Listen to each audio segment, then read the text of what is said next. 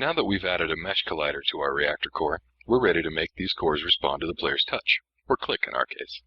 To do that, we'll have to figure out some way to detect what the player clicks on. We'll need to find a way to trap our player's input. Thankfully, Unity provides a very easy way to do that via the mesh collider. Let me show you how. The mesh collider is meant to work in conjunction with your own components. While it does have some options that you can manipulate, they're mainly for its use in games that use full-blown physics simulations.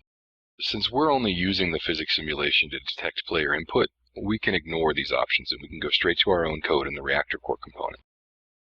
First, double-click on the reactor core component in the project view to open it in MonoDevelop. Since we've added that mesh collider, we can access new events similar to onEnable or onDisable, although in this case they're going to be specific to player input, on mouse down and on mouse up.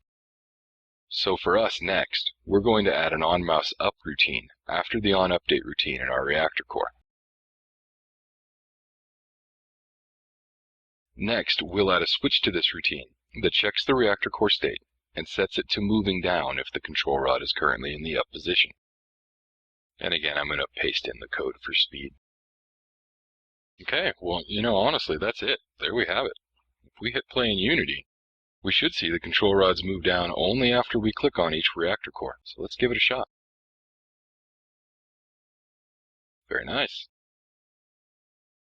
So what we've done is we've taken code in our custom component that had no access to the player's input.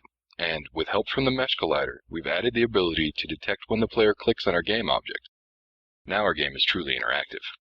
Next, we'll turn our interactive objects into a real game by creating an overseer object and building a way for it to communicate with and control all of our reactor cores so that it can enforce our game rules and keep score.